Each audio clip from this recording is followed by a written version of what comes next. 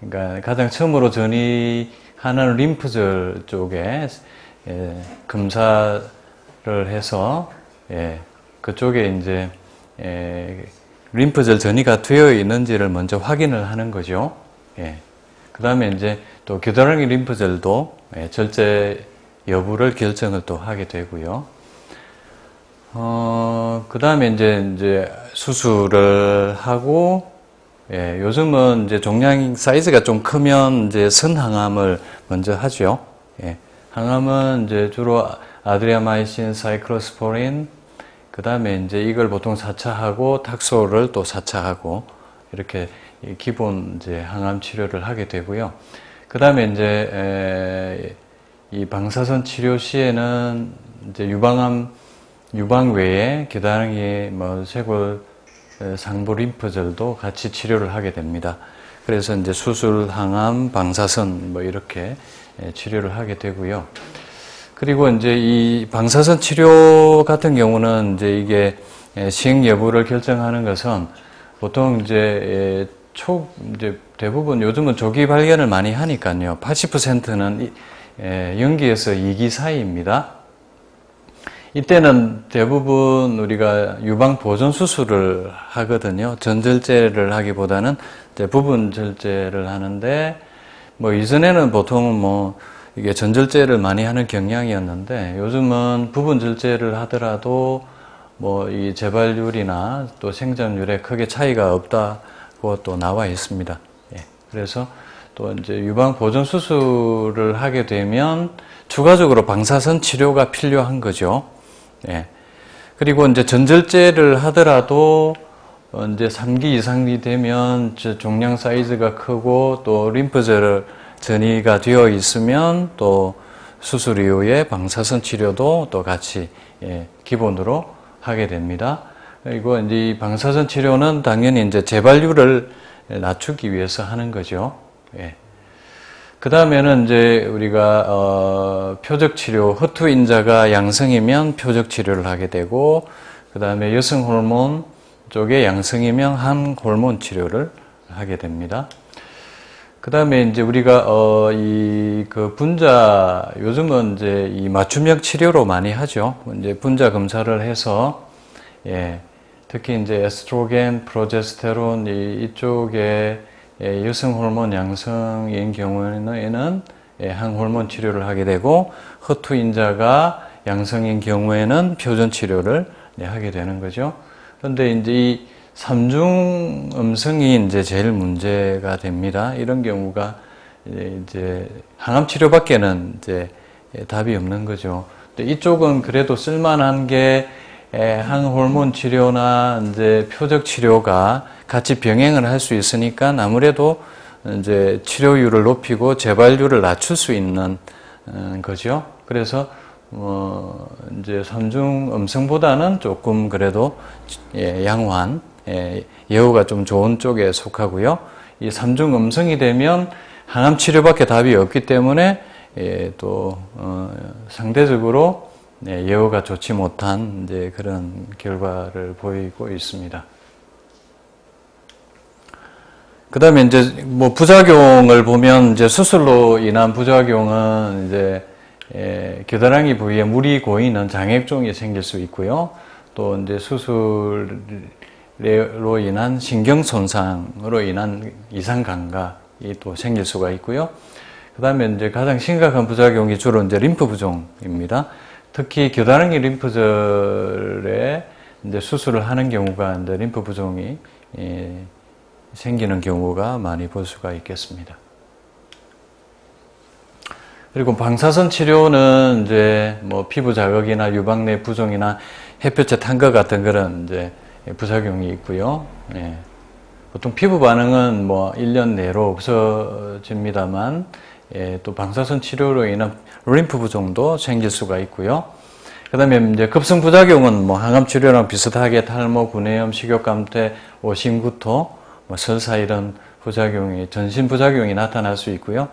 그 다음에 이제 또 가슴 부위에 또 방사선을 하게 되면 이제 조직 교사나 폐 섬유화나 또 이게 또 방사선 자체가 발암을 하는 그런 이제 부작용이 있을 수가 있겠습니다.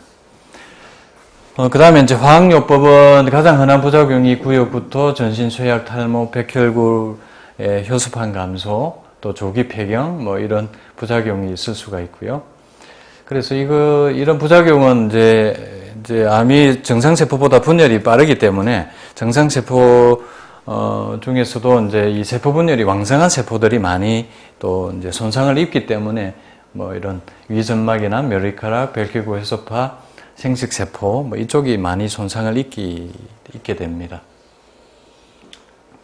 그 다음에 이제 호르몬 치료 부작용은 이제 여성 호르몬이 이제 암 세포를 증식시키기 때문에 이게 양성이면 호르몬 치료를 병행하게 되는데 이제 먼저 이제 폐경 전에는 타목시펜을 쓰죠. 예, 그래서 근데 타목시펜을 쓰면 아무래도 여성 호르몬을 억제하기 때문에 폐경 후 증상과 같은 그런 이제 증상이 생길 수 있는 거죠. 안면 홍조나 정맥혈증전, 자궁 내막암의 발생 증가, 이런 이제 문제들이 생길 수 있고요. 물론 이제 암의 재발률을 낮추는 그런 효과는 있습니다. 근데 폐경 이후에 여성들에게는 이제 아로마타제 억제제를 사용을 합니다. 이것도 이제 폐경 이후에도 이제 여성 호르몬이 소량 남아있기 때문에 이것조차도 이제 억제를 하는 거죠. 그래서 오히려 뭐 이게 난소를 이렇게 절제하기도 하고 그렇게 하거든요. 그래서 근데 문제는 또 이제 부작용이 골다공증과 간술통 같은 이제 부작용이 생길 수가 있습니다. 원년 생존율을 보면, 이제 이 교과서에 나와 있는 생존율을 보면, 이제 연기는 99% 5년 생존율이요. 1기는 92%, 2기 A가 82%, 2기 B가 65%, 3기 A가 47%, 3기 B가 44%, 4기가 14% 이렇게 아무래도 이제 이게 기수가 더할수록 5년 생존율은 떨어지게 되겠습니다. 최근에는 5년 생존율이 많이 증가한 걸로 보도가 되고 있고 통계가 나오고 있습니다. 전체 암은 우리가 2001년에서 2005년 사이에 통계를 보면 53.7%에서 5년 뒤가 지금 64.1%로 10.4%나 5년 생존율이 늘은 걸로 되어 있습니다. 근데 이렇게 5년 생존율이 는 것은 우리가 이제 전국민 암 검진 사업이 시행되고 나서부터죠. 조기 발견율이 높아지니까 아무래도 5년 생존율이 늘었고요. 또 최근에는 이제 표적 항암제가 개발되면서 또 5년 생존율이 또 느는 데 기여를 하고 있습니다. 이 유방을 보면 이건 이제 국립암 센터에서 제가 이제 인용을 한 건데 93년에서 95년 사이가 유방암의 5년 생존율이 77.9%밖에 안 되었습니다. 이것은 연기부터 사기까지 다 합한 거죠. 최근에 2013년 통계를 보면 91.5%로 한 20년 사이에 13.6% 정도 5년 생존율이 증가한 걸로 되어 있습니다. 이것은 이제 현대의학이 발전하면서 이제 수술 기법도 많이 발전했고 또 항암 치료제, 특히 표적 항암제가 또 개발된 또 덕분이기도 합니다. 특히 이제 이 표적 항암제는 이제 유전자 검사를 통해서 이제 맞춤형 치료로 되는 그런 아주 장점이 있습니다. 사실은 뭐 일반 항암제 같은 경우는 이제 뭐 맞는지 안 맞는지 써봐야 아는 거거든요. 그래서 이제 이 치료율이 반응하는 율이 이제 뭐 한 30% 내외거든요. 근데 이제 표적 항암제는 이제 40% 이상으로 조금 오릅니다. 이제 맞춰서 쓰니까 그런 유전자 변이가 있는 경우에 맞춰서 쓰기 때문에 그런 거죠. 그래서 지금 최근에 그 보도 자료를 보면요, 우리가 이제 그 유방암 발생과 관련해서 새로운 유전자가 발견된 게 93개가 확인이 되었습니다. 예전에 주로 표적 항암제 해봤자 뭐 허세틴 정도였거든요. 그래서 이거는 이제 허투인자 양성인 경우에 허세틴이 이제 효과가 있고 보통 이제 18차 정도 이렇게 항암을 하는데, 이제 최근에 이제 그 12개국에 우리나라도 같이 참여를 한 겁니다. 연구 결과가 93개가 확인이 되었으니까 앞으로 많은 이제 표적 항암제들이 개발되어 나오겠죠. 그래서 맞춤형 암 치료의 길이 열렸다. 뭐 이렇게 보도가 되었습니다. 근데 이제 이거가 어쨌든 이제 이 항암제를 이게 반응을 예측하고 우리가 쓸 수 있기 때문에 그만큼 치료율이 높고 또 부작용이 적은 그런 장점이 있는 거죠. 근데 이제 이게 또 개발되는데 보통 5년에서 10년 걸립니다. 그리고 이게 또 임상을 거쳐서 보험이 되는 데까지는 보통 10년 이상 이렇게 잡아야 되는, 그러니까 시간이 좀 걸리겠죠. 근데 어쨌든 이제 뭐 5년 생존율을 늘리는 데는 많은 기여를 할 거라고 봅니다. 근데 문제는 이제 일반 항암제와 마찬가지로 얘도 내성이 생기거든요. 유전자가 돌연 변이를 하기 때문에 이것도 또 내성이 생긴다는 문제가 있고, 또 줄기세포를 죽일 수 없는, 암에 있는 암줄기세포를 죽일 수 없는 그런 한계를 가진 것은 일반 항암제나 마찬가지입니다. 그래서 지금 이제 이 새로운 항암제가 개발되는 것은 바로 이 그 유전자 검사를 최근에 이제 많이 하기 때문에 이걸 통해서 이제 그 많은 이제 새로운 항암제들이 개발이 되는 거죠. 이전에는 주로 이 조직학적 분류를 통해서 뭐 유방암에 쓰는 항암제, 위암에 쓰는 항암제, 폐암에 쓰는 항암제 이렇게만 주로 썼거든요. 요즘은 이제 피부암에 쓰는 걸 폐암에 쓰고 뭐 이런 식으로 이제 유전적인 특성, 이걸 이제 분자 생물학이 발전하면서 이제 이렇게 발전을 하게 된 거죠. 그래서 또 새로운 항암제가 개발이 되고 있고요. 그래서 앞으로는 이게 항암제 개발이 이제 더 이런 분자적 특성을 밝히면서 더 많이 개발될 거라고 보고 있습니다. 그래서 이제 여러분들이 이제 처음에 이제 암 진단을 하면 이 검사를 하거든요. 이런 검사를 해요. 이게 이제 무슨 검사냐면은 면역 조직 화학 검사예요. 우리말로. 근데 이걸 이제 여러분들이 또 아셔야 되거든요. 의사들이 또 이걸 뭐 그냥 대충 설명해 주거나 뭐 또 안 하고 넘어가는 경우도 많고, 그래서 이제 이걸 잘 알고, 내가 이런 치료가 필요하구나. 그렇게 아셔야 되겠습니다. 여기 보시면은 이제 여러 가지 이제 검사를 하는데, 에스트로겐, 프로제스테론, P53, CERBB2, 이게 HER2예요. 그 다음에 이제, 뭐, EGFR, 뭐, 이런 검사들을 하게 됩니다. 그러니까 유전자 분자 검사죠.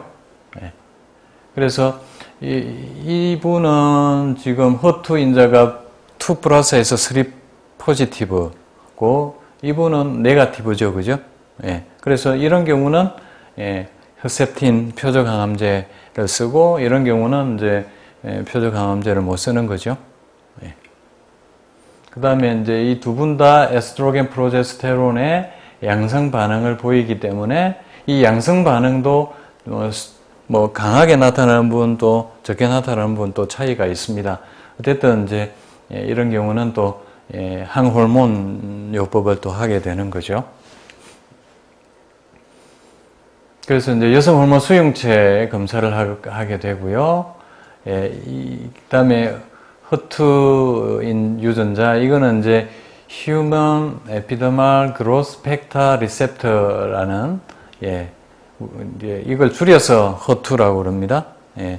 이 단백질은 이제, 세포의 정식 조절 기능을 담당합니다. 이게 과잉 발현 또는 활성화되면 이 악성화가 되거든요.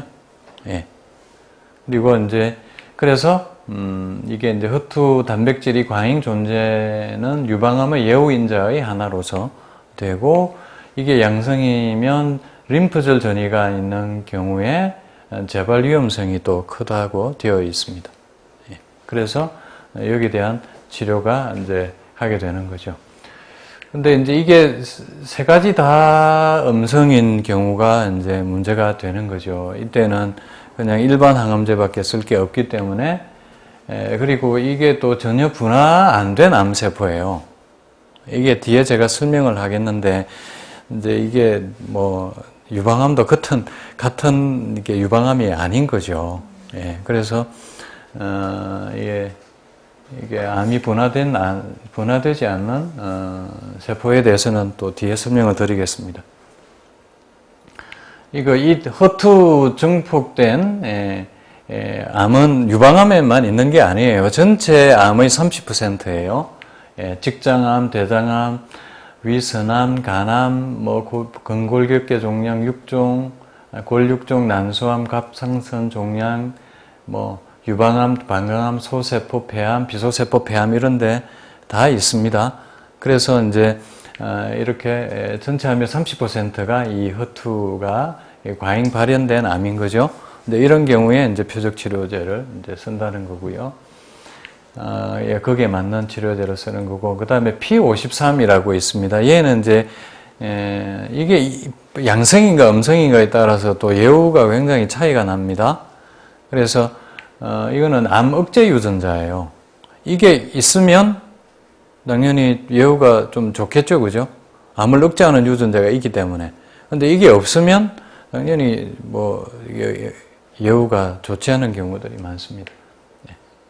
그리고 이제 얘가 양성이면 정식 전이를 막고요, 재발을 막는다는 뜻입니다. 얘가. 그래서 예후가 좋은 거죠. 그리고 항암이나 방사선 치료도 잘 듣습니다. 이게 네거티브면 재발도 잘 되고 전이도 잘 되고 항암이나 방사선 치료에도 잘 안 듣는 경우가 많습니다. 그 다음에 이제발이라고 이제 이게 요즘 최근에 또 많이 검사들을 하거든요.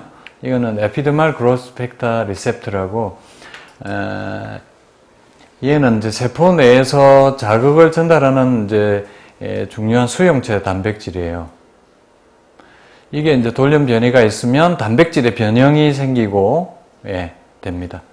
그래서 이제 얘가 양성이면 또 이제 표적 항암제가 이레사나 타세발 같은 걸 쓰거든요. 주로 이제 폐암에 주로 쓰던 표적 항암제입니다.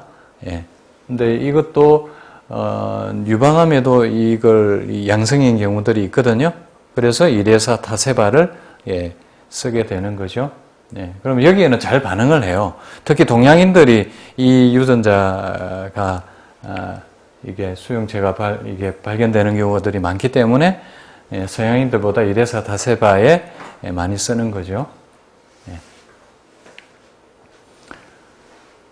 그래서 이제 이 유전체 분석을 통해서 우리가 맞춤형 치료가 가능한 거죠. 치료 효과가 2배로 나타납니다. 일반 항암제에 쓰는 것보다는 이게 치료 효과가 그만큼 높게 되겠죠. 그래서 이게 일반 항암제는 맞는지 안 맞는지 모르고 그냥 쓰는 거기 때문에 당연히 치료 효과가 떨어지겠죠, 그죠? 그래서 이제 이게 요즘은 이제 유전체 분석을 통해서 표적 항암제를 선택해서 쓰는 거죠. 근데 이게 이제 아직은 우리가 몇 가지 검사를 안 해요. 그리고 이 유전체 분석이 임상 연구로만 허용이 되어 있어요. 그러니까 지금까지 한 40개 정도 유전자를 검사를 하거든요. 이게 본인의 동의하에서 당연히 하는 건데, 그래서 아직은 일반화되어 있지는 않은 거죠. 그리고 최근에 이제 조선일보에 아주 대문짝만하게 났습니다. 그래서 이제 이 기존 방법으로는 이제 손슬 도리가 없는 말기암 환자의 경우에 최근에 분석 결과에 한 20%에서 새로운 표적 항암제를 찾게 된 거죠. 그래서 이제 희망을 이어갈 수 있게 되었다. 그래서 최근에 우리나라에서는 삼성 유전체 연구소에서 이걸 하고 있습니다. 그래서 이게 아직은 이제 보험이 안 되고요. 일반 병원에서는 아직 못 하는 거죠. 예, 그래서 한 3,400만 원 정도 비용이 듭니다. 그러니까 이걸 해보고 맞춤형으로 당연히 쓰는 게 도움이 많이 되겠죠, 그죠? 예, 그 다음에 더 쓸 약이 없다. 뭐 저희 자연의원 오신 분들이 반수가 그런 분들이거든요. 예, 수술, 항암, 방사선 다 하고 더 쓸 약이 없다 하고 오신 분들인데 뭐 이런 경우에 한 20%에서 이런 새로운 항암제를 찾아서 쓸 수 있다라는 거죠. 근데 이것도 이제 아직은 개발이 많이 되어 있지 않기 때문에 뭐 운이 좋으면 이제 그렇게 가능한데 나머지 80%는 또 여전히 뭐 별로 맞는 항암제가 없는 거죠. 그런데 이제 문제는 이 항암이나 방사선 치료 이렇게 이제 표적 항암제가 있다 하더라도 암의 재발과 전이를 막을 수는 없는 거예요.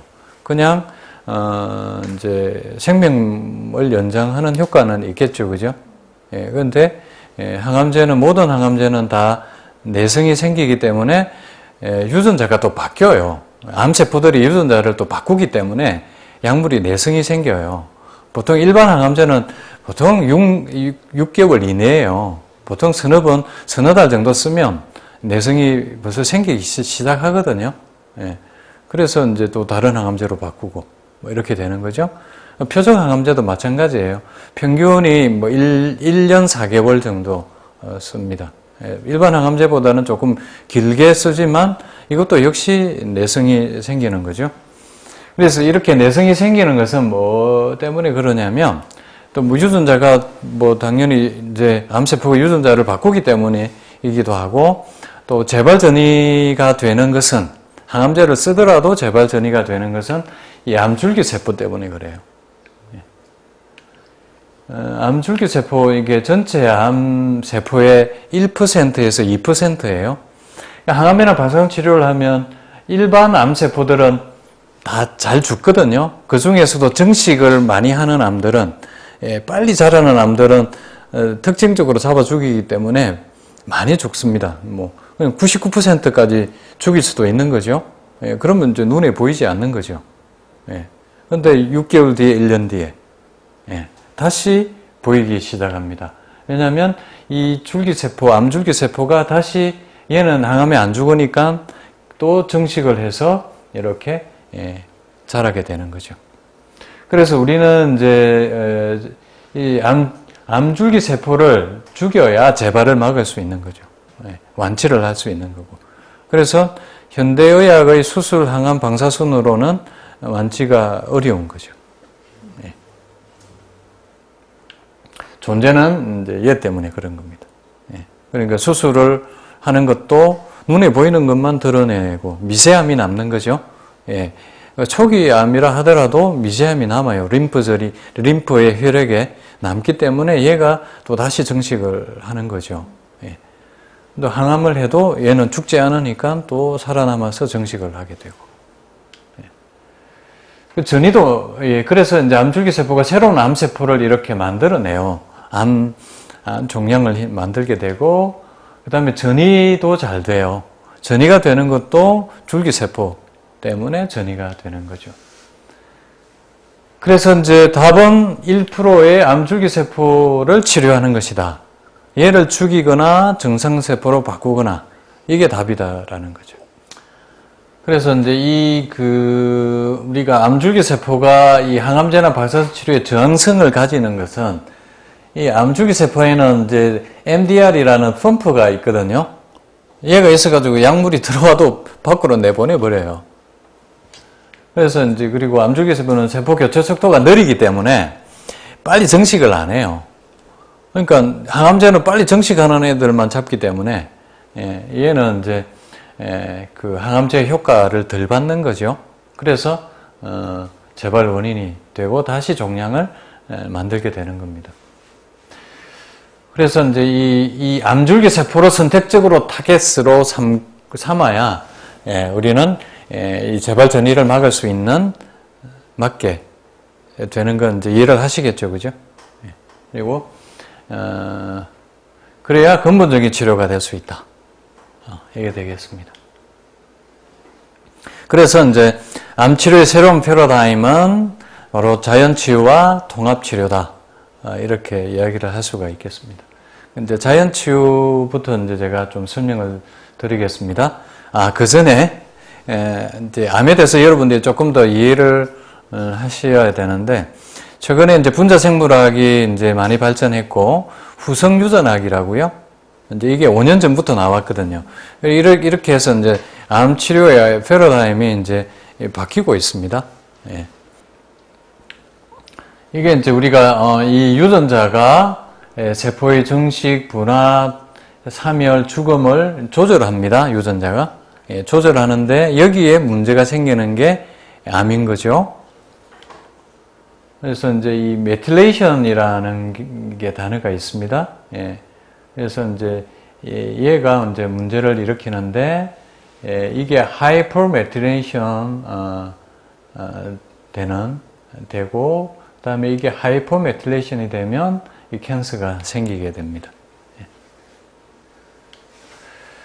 그다음에 이제 그래서 이제 이 DNA가 메틸레이션 되고 이거 마이크로 RNA가 있고 히스톤이 있는데 얘가 주로 이제 문제가 되어서 정상세포가 암세포로 바뀌거든요. 예. 여기에 관여하는 게, 선천적인 것은 30% 정도밖에 되지 않고요. 나머지 70%가 환경의 문제다. 우리가 뭘 먹고 스트레스를 어떻게 적게 받는지 많이 받는지. 지금 오늘과 같이 미세먼지, 이런 것들이 이제 유전자를 바꾸는 에피제네틱의 후생유전, 후성유전 이렇게 이야기를 합니다. 얘네들이 이제 유전자를 바꾸는 거죠. 유전자를 바꾸어서 암을 만들게 되는 겁니다. 그 다음에 이제 우리가 종양 표지자라고 이제 검사를 하게 되는데 이 종양 표지자에 대한 이해를 하셔야 되는데 이 종양 표지자라는 이야기는 이제 배아세포 수를 이야기를 하는 겁니다. 예.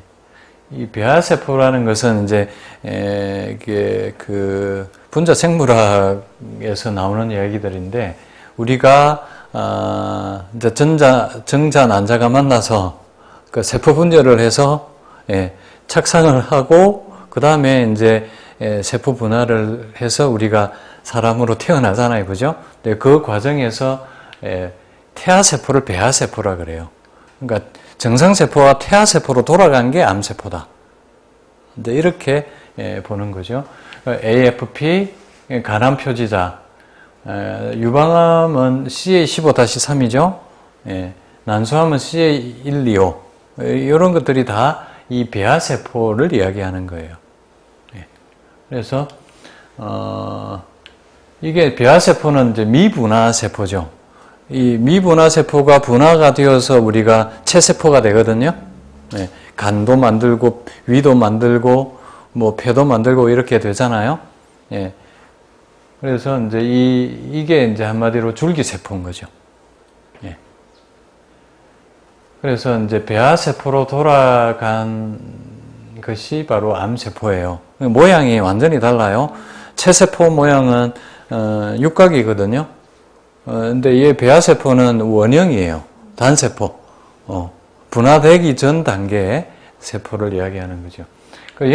얘가 줄기세포인 거죠. 분화되기 전 단계. 미분화세포입니다. 얘는 이제 항암제는 이제 효과가 없는 거죠. 앞에서 이야기한 것처럼. 근데 이제 잘 분화된 암세포는 이제 성장하는 암세포들이거든요. 얘는 일반 암세포는 이게 항암제나 표적이나 방사선 치료에 잘 죽습니다. 효과적인 거죠. 문제는 이제 이 얘기인 거죠. 미분화세포, 줄기세포. 그래서 이제 이 암줄기세포가 이렇게 분할을 해서 이렇게 이제 일반 암세포가 99%가 되고 나머지 또 1, 2%가 계속 줄기세포로 이렇게 남아 있습니다. 그러니까 얘네들은 이 분화가 잘 된 암세포들은 이 항암제를 잘 죽어요. 예. 그래서 이제 우리가 조직 검사를 하거든요. 조직 검사를 해서 이제 여러분들 조직 검사 결과지도 보시면은 이게 뭐 undifferentiated, 뭐 moderate differentiated, 뭐 이런 단어들이 나오거든요. 근데 그런 것들은 이제 여러분들이 이해를 좀 하셔야 되는데 이게 이제 얼마나 분화가 잘 되었는가를 보는 거예요. 분화가 잘 된 세포들은 항암제 잘 들어요. 근데 undifferentiated, moderate 이제 이거죠. 예, 이거가 이제 아주 분화가 잘 된 세포들이죠. 예. 근데 여기부터는 moderate differentiated. 예, 여기는 undifferentiated. 이렇게 되는 거죠. 요 이상에서는 항암제에 잘 안 들어요. 예. 그래서 이제 다음에 이제 이 암세포는 체세포가 배아세포로 돌아간 것이라는 걸 여러분들이 이해를 하셔야 되는데, 이게 이제 이렇게 태아의 배아 항원이 발현되거든요. 앞에서 이제 암 표지자, 종양 표지자, 뭐 AFP, CEA, CA 15-3 이런 것들이 이제 이게 항원을 이야기하거든요. 태아 배아 세포의 항원이에요. 예. 이게 이제 미분화된 공 모양으로 이제 돌아간 겁니다. 이걸 이제 리프로그래밍이라고 그래요. 예. 역으로 프로그래밍 된 거죠. 그러니까 우리는 정상적인 분할을 해서 우리가 태어난 건데, 근데 정상적인 분할을 하려면 이걸 프로그래밍이라고 그래요. 프로그래밍. 그러니까 우리는 이 프로그래밍을 통해서 우리는 성체로 태어난 거죠. 예. 그래서 이제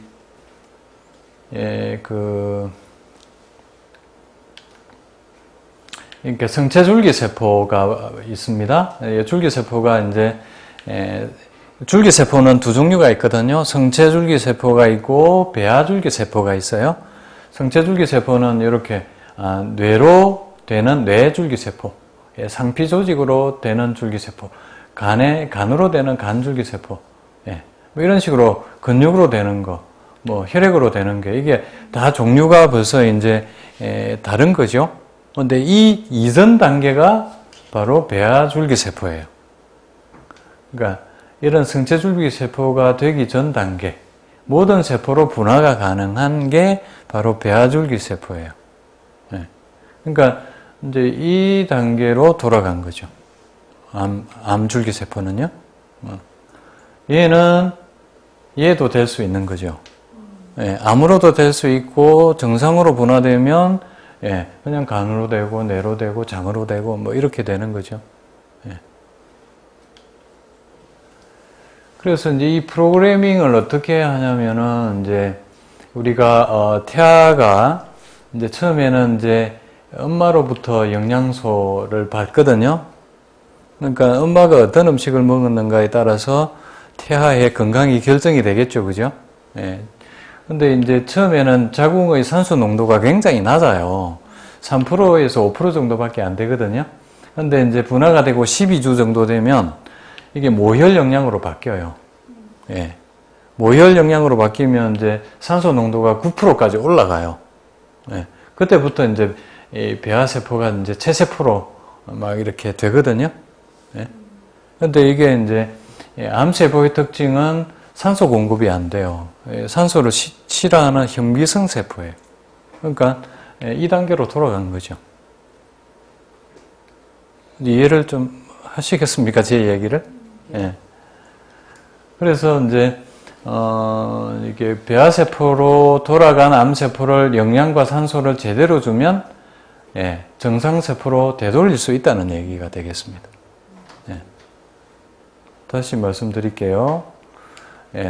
이 배아줄기세포가 이 성체줄기세포로 제대로 가면 정상세포로 분열이 되는 거죠. 근데 이게 이제 정상적으로 되려면 이게 이제 엄마 뱃속에서 이게 모혈 영양이 잘 되어야 되는 거예요. 이게 산소가 잘 들어가고 영양소가 잘 들어가야 이 정상세포로 세포 분열이 된다는 얘기입니다. 근데 그렇지 않으면 도로 배아세포로 돌아가는 거예요. 그게 곧 암세포다. 그래서 우리는 이게 영양소, 산소를 잘 줘서 암세포를 정상세포로 되돌리는 겁니다. 이게 자연치유예요. 그래서 이제 그 암을 이제 어떻게 자연치유하는가를 이제 제가 이제 연구를 한 건데, 제 책 암은 자연치유된다라는 책을 보시면 이렇게 표현이 되어 있습니다. 암세포를 정상세포로 되돌리는 것이다. 암세포를 정상세포로 되돌리는 몸의 환경을 만드는 것이다. 이게 암치료의 열쇠다. 이렇게 결론을 제가 내렸거든요. 그러니까 이 이야기가 뭔 얘기냐면 바로 앞에 한 이야기예요. 이제 세포에 산소와 영양소 공급을 잘하면 정상세포로 되돌릴 수 있다.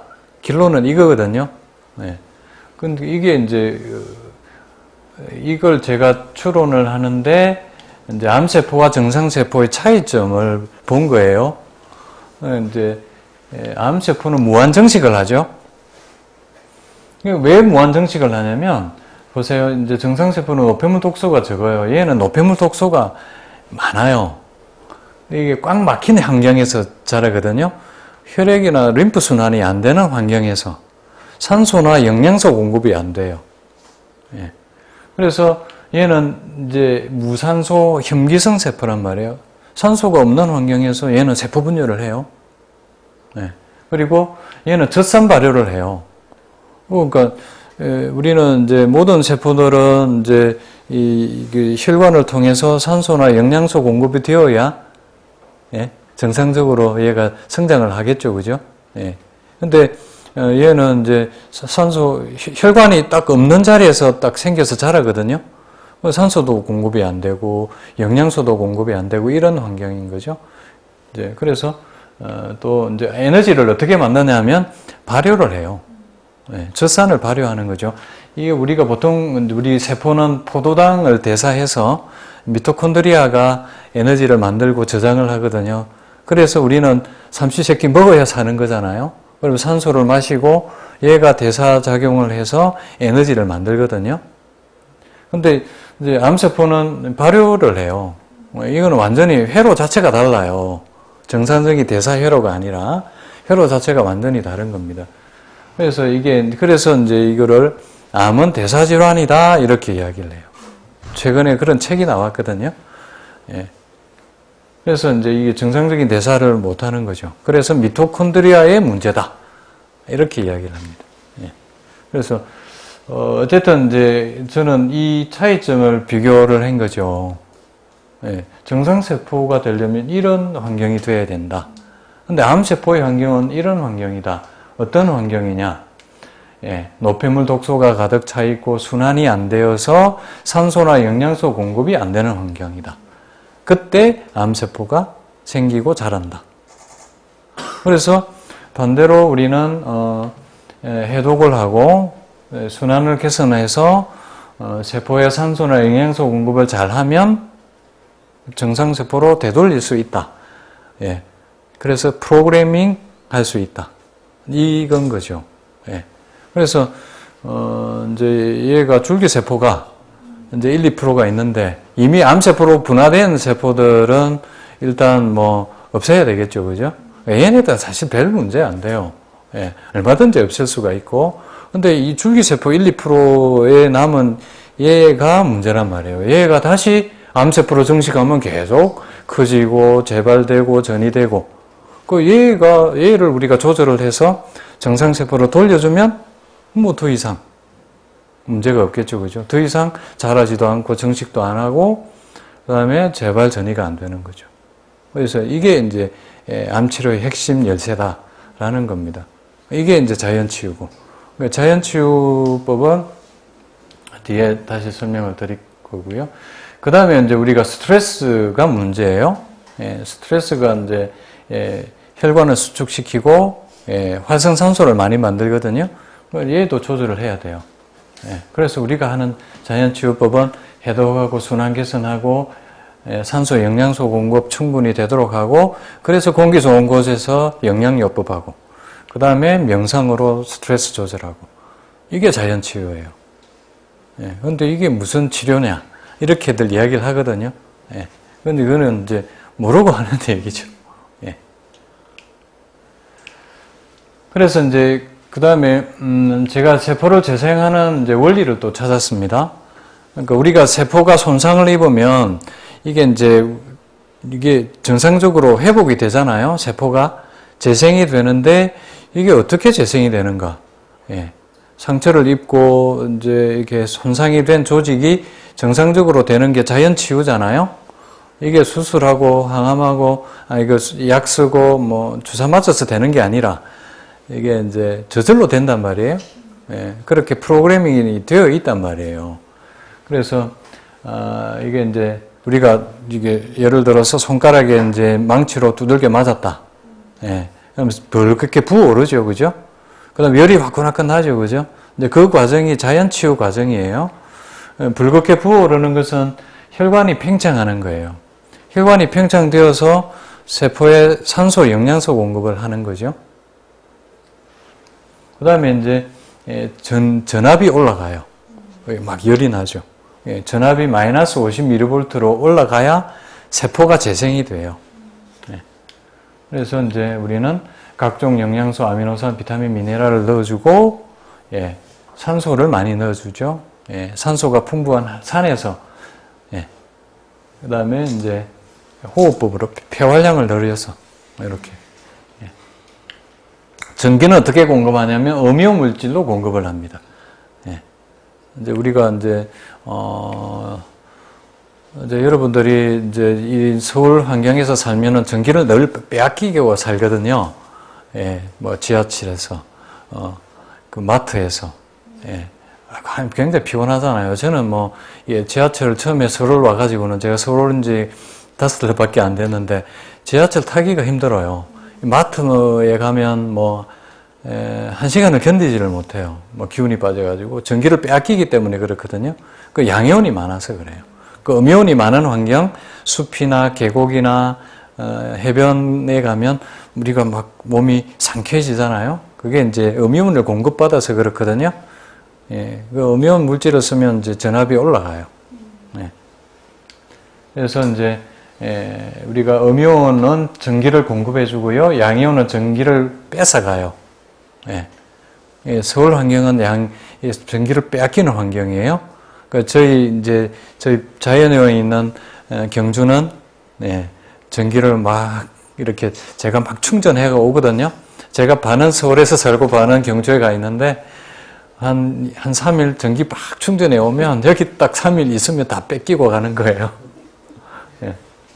그래서 이제 이 전기를 공급하도록 하는 게 굉장히 관건이에요. 이 전기를 늘 빼앗기면 이제 암이 생겨요. 그래서 이제 이거는 세포 폐하와 직결되어 있습니다. 그러니까 암 환자분들은 이제 침이나 소변으로 폐하 검사를 해보면 굉장히 많이 떨어져 있습니다. 그러니까 이게 폐하를 올려줘야 되는 거죠. 정상 폐하가 7.4잖아요. 이때가 마이너스 25mV. 그러니까 이렇게 올려줘야 됩니다. 마이너스 50mV까지. 그래서 저는 세포를 재생하는 게 이제 산소, 영양소, 전기 이렇게 보는 거예요. 그래서 이제 뭐 기치료, 도수치료 뭐 이런 것도 뭐 같이 하는 거죠. 그 다음에 이제 왜 명상이나 이런 것들은 뭐하러 하느냐? 이게 제가 이전에 주로 치료했던 개념이에요. 얘가 이제 그 암세포를 잡아먹는 세포고요. 얘가 암세포를 파괴하는 세포예요. 얘를 높여서 암세포를 억제하는 게 이제 면역요법이라는 게 있거든요. 저는 이제 초기 5년 동안은 이걸로 주로 암을 치료했거든요. 근데 이것도 처음엔 암이 많이 줄어들어요 하면. 근데 또 1년, 2년 지나서 재발해서 오시는 분들이 계시거든요. 이거는 여전히 그래서 줄기세포를 찾은 거예요. 이 줄기세포 때문에 또 증식을 해서 재발을 막을 수가 없구나. 그래서 이제 이 면역요법만 가지고도 이 답이 아니다. 그래서 이제 줄기세포에서 답을 찾은 건데, 이게 면역이 떨어지는 원인은 이제 이 교감신경이 긴장을 하면 면역이 떨어져요. 예, 얘가 떨어지는 거예요. 이게 암세포를 파괴하는 세포인데 우리가 이게 명상을 하면 교감신경 균형이 맞춰져요. 그래서 면역이 올라가거든요. 그래서 이제 명상이 굉장히 도움이 많이 되는 거죠. 그래서 이제 우리가 면역요법은 이제 림프구를 증가시키고 활성화시키는 겁니다. 그래서 암세포를 파괴하는 거죠. 그래서 면역은 이제 그러면 우리가 보통 일반적으로 이제 사람마다 체질이 이게 면역이 높은 사람이 있고 좀 낮은 사람이 있잖아요. 이거는 이제 체질로 면역력이 이제 다른 거죠. 차고 습한 체질이 면역이 낮거든요. 그래서 차고 습한 분들이 암이 잘 걸려요. 그 다음에 이제 우리가 평소에 어떤 음식을 먹는가에 따라서 또 면역이 많이 결정이 됩니다. 쓰고 떫은 음식, 녹색, 붉은색, 뭐 이런 이제 채소에 버섯에 겨우살이 뭐 이런 데 면역이 풍부해요. 근데 이런 음식을 즐겨 드시는 분들은 면역이 높겠죠, 그죠? 근데 요즘 사람들은 이런 음식 싫어하잖아요, 그죠? 채소 잘 안 먹고 단 음식 좋아하고 쓰고 떫은 거 안 먹고 뭐 그러니까 면역이 떨어질 수밖에 없는 거죠. 그 다음에 이제 마음이 30%거든요. 그러니까 이게 뇌가 기쁘고 즐거워야 면역이 올라갑니다. 그래서 얘가 암세포고 얘가 NK세포예요. 그래서 이제 얘들이 암세포를 파괴하는 거죠. 둘러싸서. 이게 최근에는 이제 그 캠브리지 대학에서 이제 NK세포가 암세포를 파괴하는 동영상을 찍었어요. 그래서 이제 어떻게 하냐면 딱 그 구멍을 뚫어요. 구멍을 뚫어가지고 암세포를 파괴하는 물질을 안에 집어넣어요. 그래서 암세포가 파괴시키는 거죠. 그래서 이제 저희가 하는 치료를 해독 재생 치료 이렇게 이야기를 합니다. 이제 일단 이제 노폐물 독소가 많이 쌓여 있다 그랬죠. 그것 때문에 혈관이 막혀서 세포에 산소나 영양소 공급을 못하는 환경이 되는 거예요. 그래서 우리는 특히 혈관 청소를 중요하게 해요. 네, 몸에 뭐 어떤 분은 유방암이 생기고 어떤 분은 폐암이 생기고 이제 자기가 암이 생긴 자리가 제일 많이 노폐물 독소가 많이 쌓여 있고 막혀 있다 이렇게 보시면 돼요. 그래서 여기를 또 청소를 다 해요.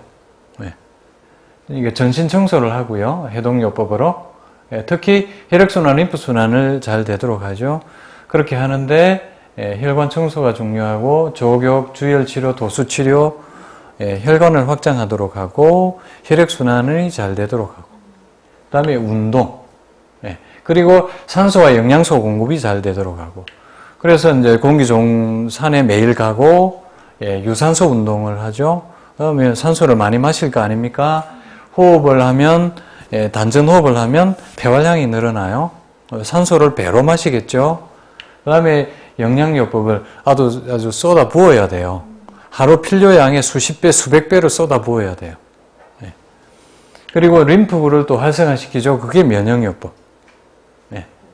얘가 되면 암세포가 저절로 자살을 해요. 정상세포로 바뀌기 때문에. 그러니까 제가 암치료, 자연치료 하신 분 중에 두세 달 만에 뭐 2, 3cm 된 암이 없어진 분들이 여러 분 되시거든요. 그래서 이게 도대체 한 2, 3cm 되면 암세포 수가 얼마나 되냐면 1cm 정도 되는데 10억 개거든요. 그럼 이게 지금 이제 2의 자성으로 되는 거잖아요. 그러니까 최소한 2의 자성이면 4배, 8배거든요.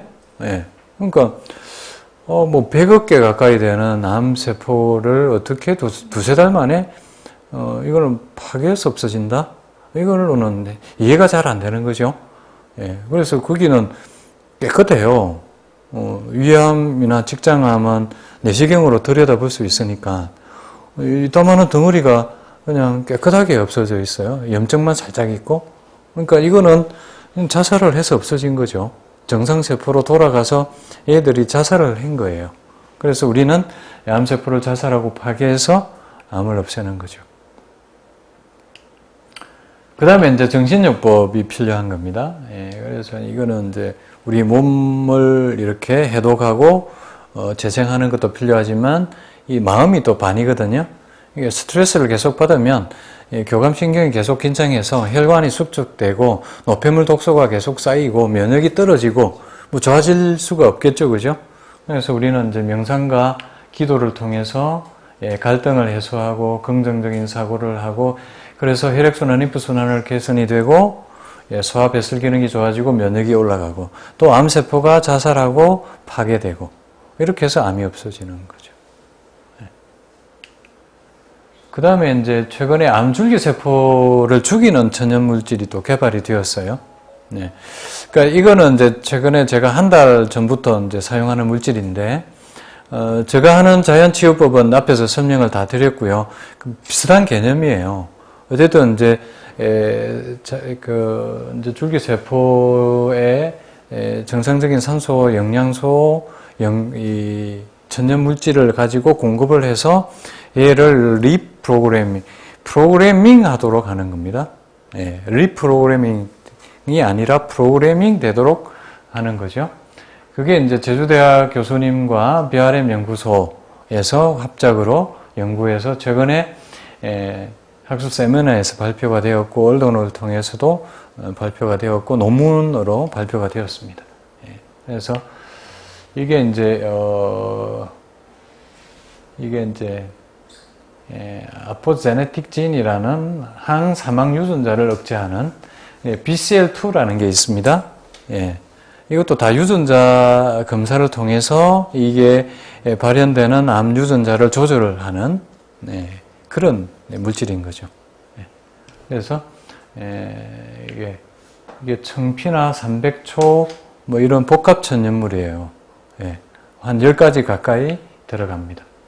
이게 이제 암줄기세포를 죽이고 정상세포로 프로그래밍 되도록 하는 그런 물질입니다.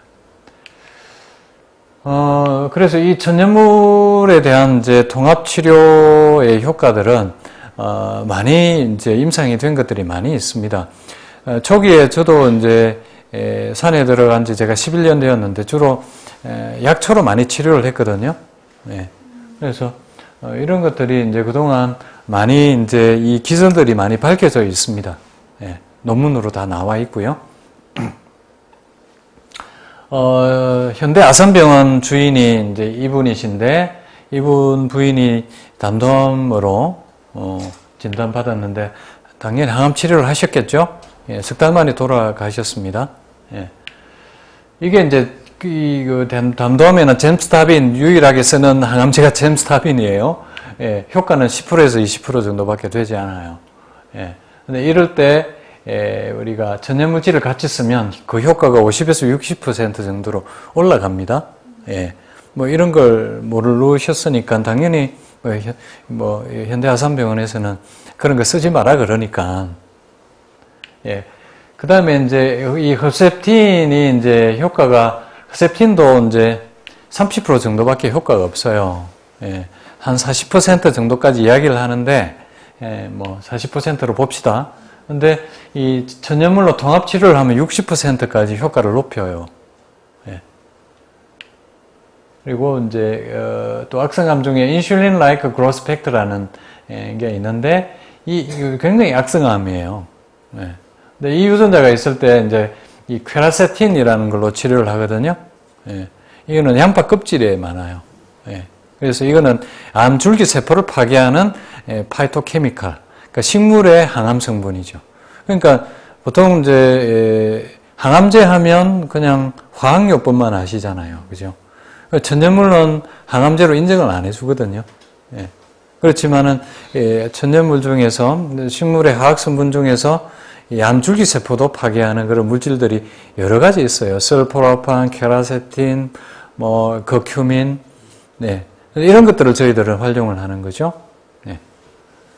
그 다음에 이제 이제 타목시펜 이게 이제 항호르몬제로 쓰지 않습니까? 이게 또 부작용이 또 꽤 있거든요. 그래서 이거를 저희들은 뭐 갈근이나 청국장이나 뭐 차가버섯이나 이런 걸로 대체해요. 허투 인자가 있는 분은 대황이나 알로에 뭐 이런 것들을 또 대체해서 쓰고요. 그래서 실제로 뭐 표적 치료제를 대체하는 그런 천연물질들도 다 나와 있습니다. 예. 그리고 이제 뭐 이게 항산화 물질을 많이 쓰는 거죠. 저희들은 이제 항산화 물질을 이제 매일 뭐 이렇게 현미 채식을 하기 때문에 100% 현미 채식을 하거든요. 그리고 채소도 컬러푸드로 녹황색을 기본으로 해서 바주노초 반원보 컬러푸드로 다양하게 또 먹고요. 거기에 다양한 항산화 물질들이 들어 있습니다. 뭐 레스프라톨, 카테킨, 커큐민, 효모, 십자가 식물, 또 이런 것들을 또 녹즙으로 또 먹는 게 또 도움이 되고요. 그래서 이제 이런 베타카로틴 같은 경우는 이제 비타민 A 전구 물질인데 얘도 암줄기 세포를 억제해요. 그 다음에 해조류도 암줄기 세포의 유전자를 발현을 억제하고요.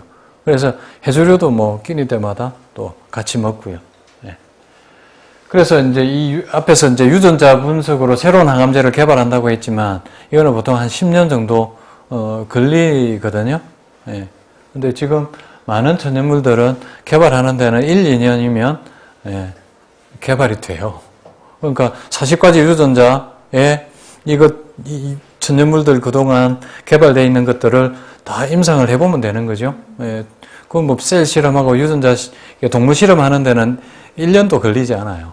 이걸 이제 이 천연물은 또 안전한 거기 때문에 뭐 사람에게는 얼마든지 또 먹으면서 할 수 있는 거죠. 그동안 또 많이 개발되어 있는 또 논문이 나와 있는 이런 것들이 많이 있습니다. 근데 이런 것들만 적용을 하더라도 우리는 얼마든지 생명을 누리고 또 암을 완치하는 길까지 갈 수 있다. 뭐 이런 거죠. 그리고 지금 이제 많은 미국이나 독일에서 특히 이런 치료를 많이 하거든요. 일본도 마찬가지고요. 우리나라는 굉장히 뭐 병원에서 무조건 뭐 하지 마라, 먹지 마라 이렇게 하는데 이 허버드대에서 미국의 30개 대학병원에서 한의학 치료를 이렇게 도입을 해서 해요. 뭐 이렇게 침도 쓰고 한약도 쓰고 이렇게 해요. 저는 이제 제가 활동하는 학회가 임상통합의학암학회예요. 저희가 회원이 한 150여 명 되는데 의사가 한 3분의 1, 한의사가 한 3분의 2 정도 돼요. 그래서 이제 같이 연구해서 같이 또 이렇게 임상도 하고 뭐 그렇게 하는 거죠. 근데 그렇게 해야 우리가 더 치료율을 높이고 그렇게 되는 거죠. 뭐 이거는 또 이게 이제 황금탕이라는 일종의 한약이죠. 한약을 썼을 때 항암 효능이 높아지고 독성은 오히려 감소가 되고 뭐 이런 것들입니다. 항암 치료와 병행했을 때 항암 치료 효과가 올라가고 오히려 항암 부작용은 감소되고. 그래서 이 결론은 뭐냐면 이제 통합의학적인 암 치료가 3대 요법, 표준치료, 소위 말하는 현대의학의 표준치료만 하는 것보다 삶의 질을 높이고 생명을 연장하고 치료율을 더 높인다. 그리고 이제 암줄기 세포, 특히 문제가 되는 여기에 또 우리가 접근할 수 있다. 이거죠. 물론 이걸로 다 치료가 되는 건 아닙니다. 여기에도 뭐 다 우리가 발견한 것도 아니고 유전자 지금 뭐 유방암 유전자 90여 개 발견했다지만 또 이상 또 더 있을 수도 있고 또 이게 또 여기에 대항하는 물질들이 아직도 제대로 개발되어 있지 않았고 물론 이제 앞으로 저희 천연물은 뭐 1, 2년 내에 많은 것들이 개발될 거고요. 그래서 이제 어쨌든 이런 것들을 우리가 제대로 알고 썼을 때 치유율을 높일 수 있다라는 겁니다. 삶의 질 평가에서는 100% 좋아진다는 결과가 나왔고요. 저희가 자연의원에서 제가 통계를 가끔 내거든요. 그래서 저희가 3개월 이상 입원하신 분들 대상으로 23명 중에 암이 호전되신 분, 암 사이즈가 줄어들거나 그대로인 분, 종양 표지자가 감소한 분이 23명 중에 9명. 암 증상이 호전된 사람이 9명. 그래서 이게 저희가 이제 2013년 3월 달에 평가한 기록인데, 이때 사실 호전이 제일 높았습니다. 각 기수마다 또 조금씩 차이가 나거든요. 39%까지 호전이 되었고, 평균은 한 20% 정도. 예. 그 다음에 이제 호전 플러스 개습률은 78%, 평균은 한 60, 70% 정도 이렇게 됩니다. 그리고 이제 5년 생존율을 저희가 내었을 때, 이게 이제 최근에도 저희가 다시 해서 이게 3년 이상의 생존율이에요.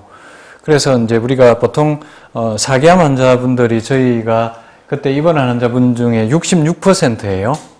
예, 이분들 중에 아직도 생존해 계신 분이, 이게 3년 이상 생존한 분이 15% 가까이 돼요. 14.6%. 이때 저희가 보통 세계적인 그 평균 수치 나온 게 말기암으로 보통 저희가 오신 분들이 대부분 수술, 항암, 방사선 해서 더 이상 쓸 약이 없다. 이렇게 오신 분들이 반 이상이에요. 이분들. 그래서 이제 보통 이렇게 되면 보통 3개월에서 6개월 정도 여명기간을 선고받고 오세요. 예. 그리고 평균 생존 기간이 10개월 이렇게 통계가 나와 있거든요. 5년 생존율이 이 정도 된다는 것은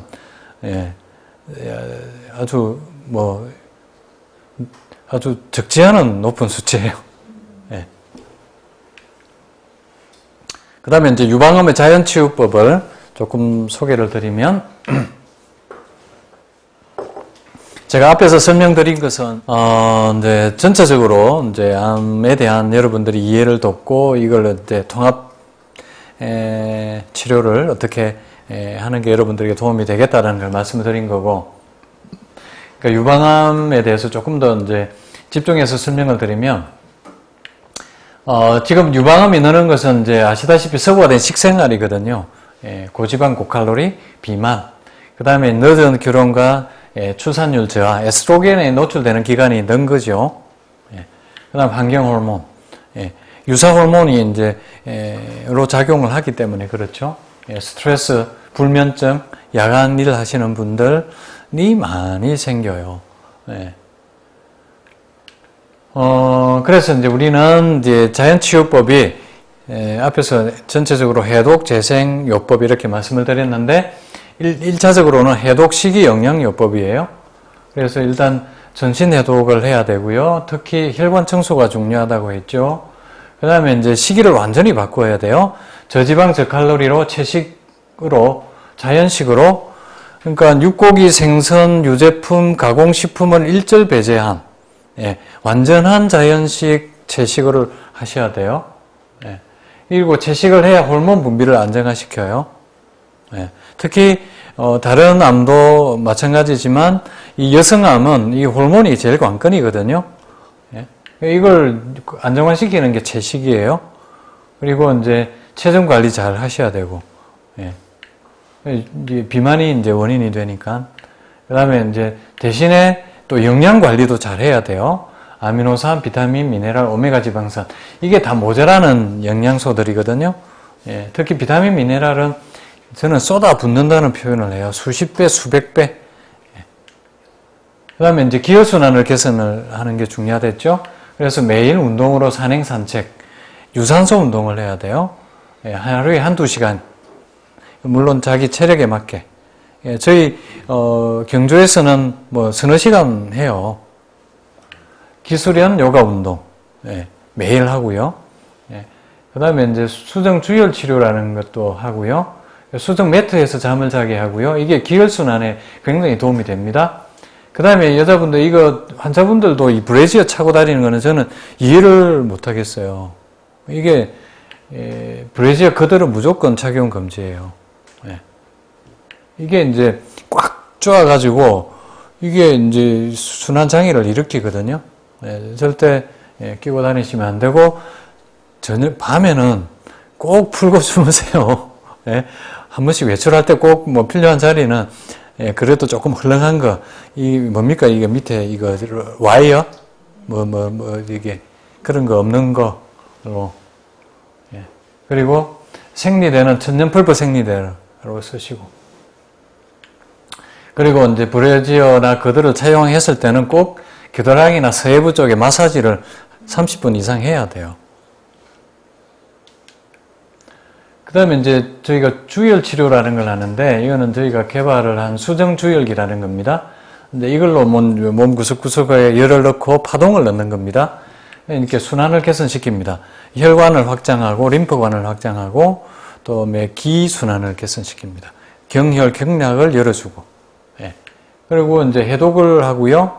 체온을 상승시켜서 면역을 높입니다. 그러니까 수정 파동으로 인체의 전압도 높입니다. 그러니까 전기도 넣어주는 거죠. 예.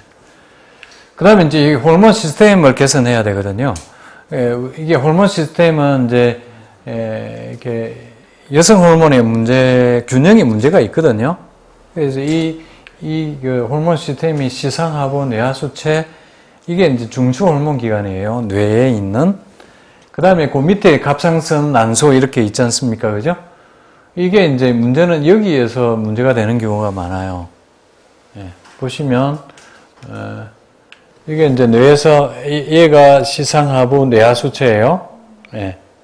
요렇게 이제 확대하면 이렇게 되어 있는데, 여기에 변형이 있는 거죠. 여기에 변형이 있는 거는 주로 두개골 변형이 원인이 돼요. 그래서 이제 얘가 요 밑에 특히 한장이라고 이렇게 있는데, 여기에 뇌하수체가 있거든요. 여기가 시상하부고, 여기가 변형이 생긴 거예요.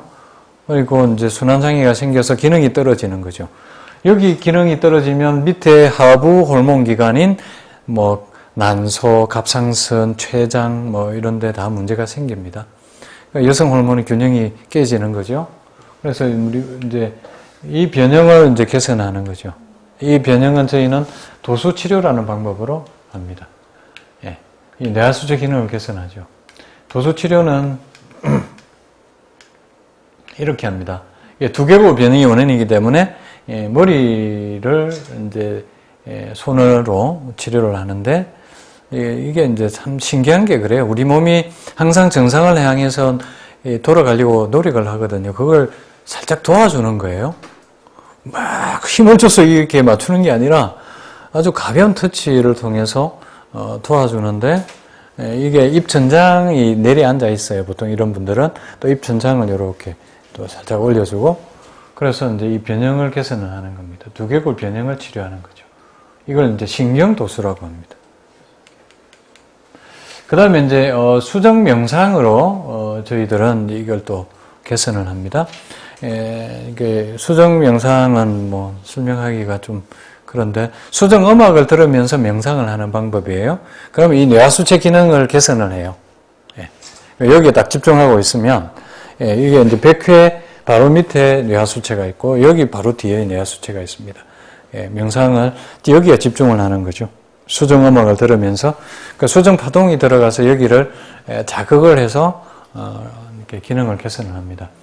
그 다음에 이제 버섯 다당체가 뇌하수체 기능을 조절을 해주고요.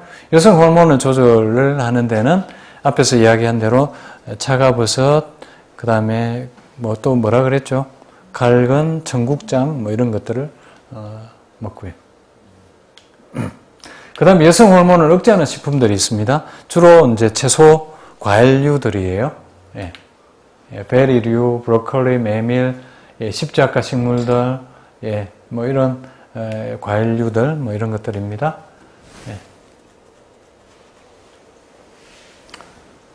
그러면 이제 녹색 채소 중에서도 어린 새순이 또 좋고요.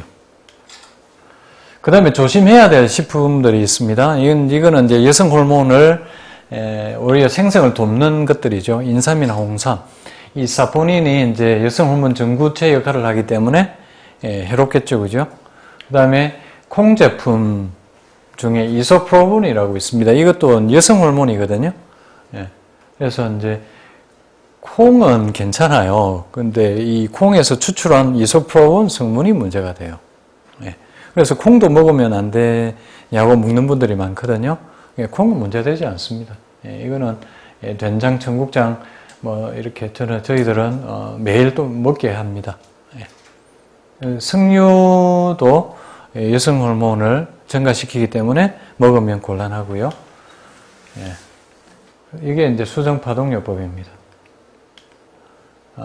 이게 이제 위에 큰 수정이 있고 밑에 수정이 있는데, 예, 이게 또 뇌하수체 기능을 개선하는 데 도움이 되고요. 이거는 지금 시간이 없는 관계로 넘어가겠습니다. 예, 우리 몸에 차크라라고 있습니다. 예, 에너지가 통하는 통로인데, 이게 이제 중요한 내분 미선이 여기에 다 있어요. 예, 그래서 이제 우리는 여기에 집중을 해서, 예, 그 기능을 개선하는 거죠. 예, 백회 쪽에 뇌하수체가 있습니다. 예, 또 이마 쪽에 멜라토닌 송가체가 있고요. 이쪽 이제 그 뇌하수 호르몬 기관 쪽에 기능을 개선을 하는 거죠. 그 다음에 이제 면역요법으로 면역을 높이는 방법입니다. 예, 그래서 이제 일반적으로 저희가 정식하는 암세포는 면역요법으로 이제 잡아요. 그러니까 림프구가 활성화되면 암세포를 파괴하기 때문에, 예, 근데 이제 어쨌든 이제 면역 증강 물질을 씁니다. 근데 뭐 이게 좋다는 식품들이 많이 나와 있잖아요. 수백 가지입니다. 근데 이게 내한테 맞는지 안 맞는지 잘 모르잖아요. 예, 그래서 이제 이 면역세포 능력 검사를 해서 내 몸에 맞는 걸 쓰는 겁니다. 예. 그러니까 저희들이 주로 쓰는 면역 증강 물질은 CNR, 이거는 제가 만든 식품이고요. 훅고이단, 산삼약침, 와송 뭐 이런 것들 쓰는데, 이게 이제 혈액 검사를 통해서 림프구의 활성도를 봅니다. 이런 것들을 이제 첨가를 해가지고 이 중에서 면역세포를 높이는 물질을 골라서 쓰는 거죠. 네. 그러면 이제 정신요법으로 웃음치료, 명상, 이완요법, 호흡법 뭐 이런 것들을 이제 저희 경주에서 프로그램을 합니다. 여기에서도 명상법을 배울 수 있고요.